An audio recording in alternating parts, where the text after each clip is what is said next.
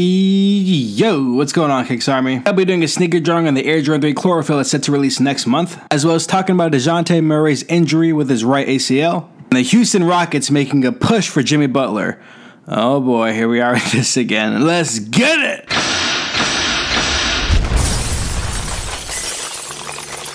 This sneaker is set to release November 10th and the retail price is $190. Apparently the inspiration behind this particular colorway came from the Air Trainer 1 that released in 1987 that had a very similar colorway. There's not too much to talk about when it comes to this particular sneaker. It is an Air Jordan 3. We've seen this time and time again. If I'm going to be completely honest, completely transparent, it's not really my style. It's not bad. It just definitely wouldn't fit with any of the things that were in my particular closet, and I don't even like the colorway that much. Like, it's okay. I just feel like when they have that sail on the bottom and then the hints of green kind of work, but they kind of don't. Maybe if they have like an all black upper, that would work, because I don't know, I feel like on a 3 the all black upper just looks really good, like the black cement 3s. Now I do understand that they don't want to go ahead and overdo that same model time and time again, because they've used the all black upper on a number of different colorways, so to overdo it would really just be overkill. And I understand that the inspiration behind this colorway came from the Air Trainer 1, but I mean, if I'm being objective, that colorway didn't look too hot in that sneaker either. So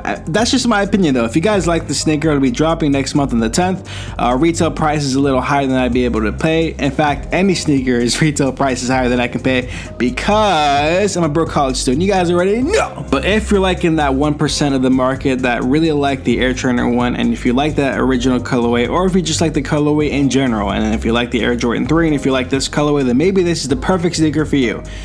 But for me, that's definitely not the case. That being said, like, let's just be real. Nike, size 9.5, please. Thank you very much. I appreciate doing business with you. I don't know, man. I just feel like there's a lot of things going on with the sneaker that aren't exactly working. Like the sail, the gray, the green, the black, some hints of white. Like, it just, for me, it's not hitting the marks that I need to be invested in a sneaker. And even if it did, it doesn't matter because I can't afford these sneakers anyway. So I've just kind of learned to accept it. You know, maybe if I was in the market of buying sneakers, maybe, just maybe, if I actually had the funds, right? If I actually had some money in my pocket and I could afford to buy sneakers, I might be a little bit interested.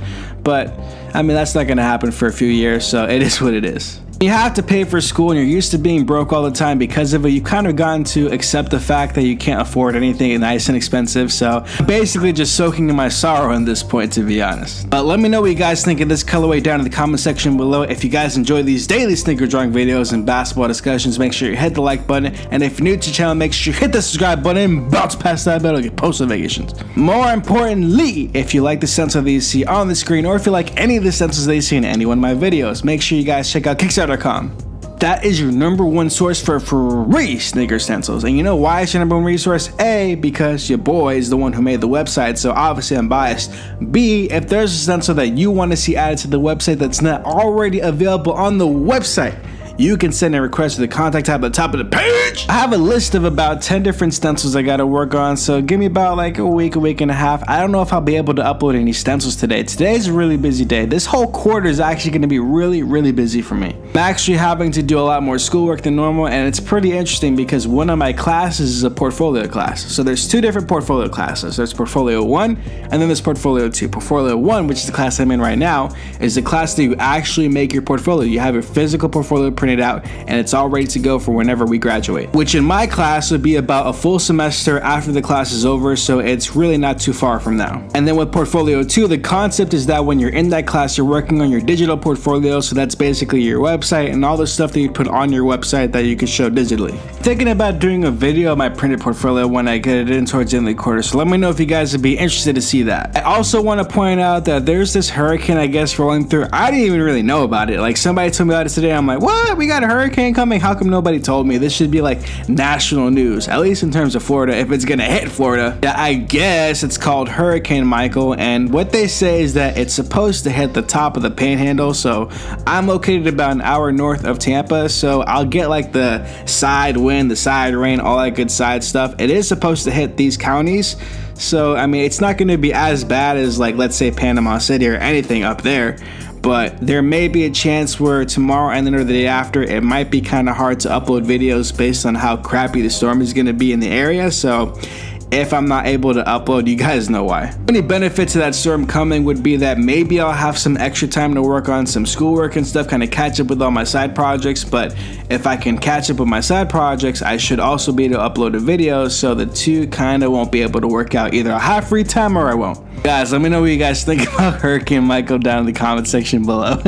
Now, this first story really sucks, because honestly, the reason why I like basketball so much more than I like football or any other sport, besides the fact that basketball just has a lot of swag, a lot of finesse, a lot of, you know, undeniable skill that you can see because the players are having to play offense and defense. Besides that, I like it because it does not have nearly as much contact as other sports such as football, right? And because that is the case, I feel like naturally there is a lot less chance of a player getting a season-ending injury or something of the sort where it could drastically change the course of their career. And I like seeing all these players staying healthy all the way through, because that way towards the end of the season, if no major injuries happen and nobody was forced to sit out during the playoffs or whatever, we can really see how well the team performed that season going up against the strongest competition, because, well, the competition wasn't depleted because nobody got injured.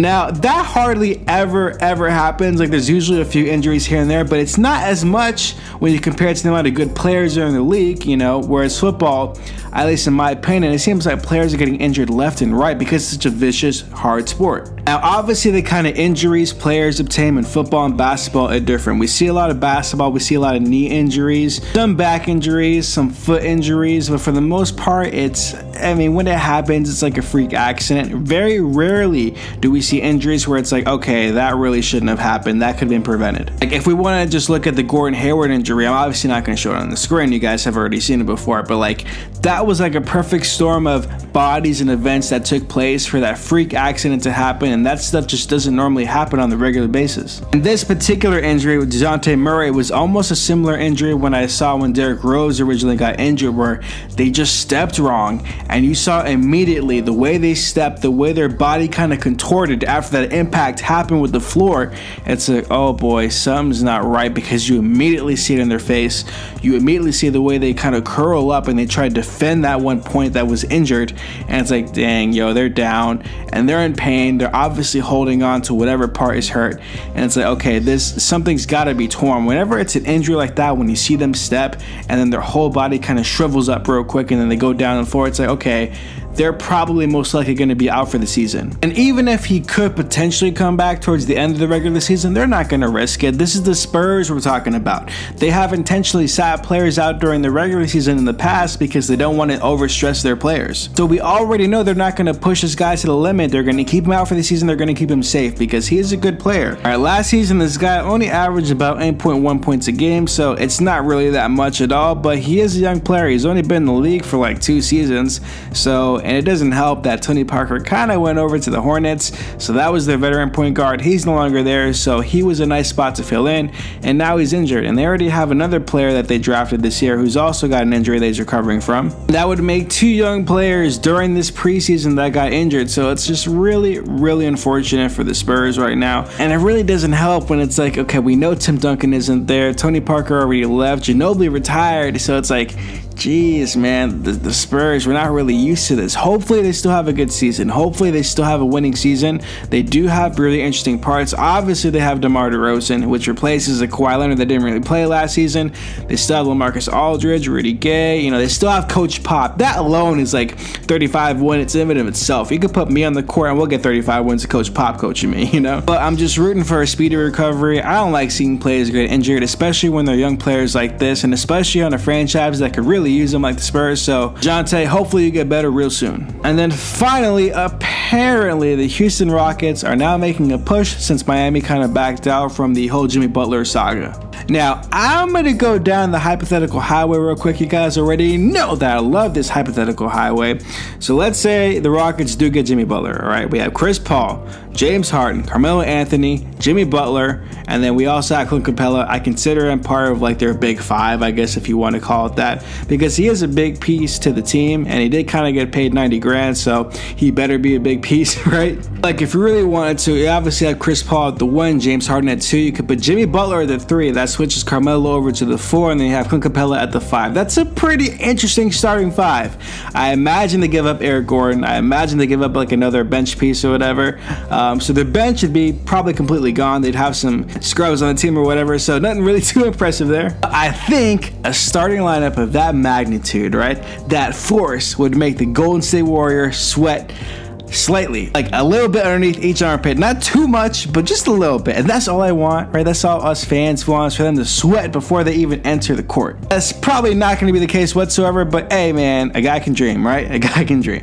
But that's going to do it for today's video. If you guys enjoyed these daily sneaker drawing videos and basketball discussions, make sure you leave a like. If you're new to the channel, make sure you hit the subscribe button and bounce past that bell to get post notifications. Don't forget to visit KicksArt.com for all your sneaker stencil needs. Guys, yeah, already? Yeah, that I'm uploading daily sneaker drawing videos unless Hurricane Michael is a butthead and I can't.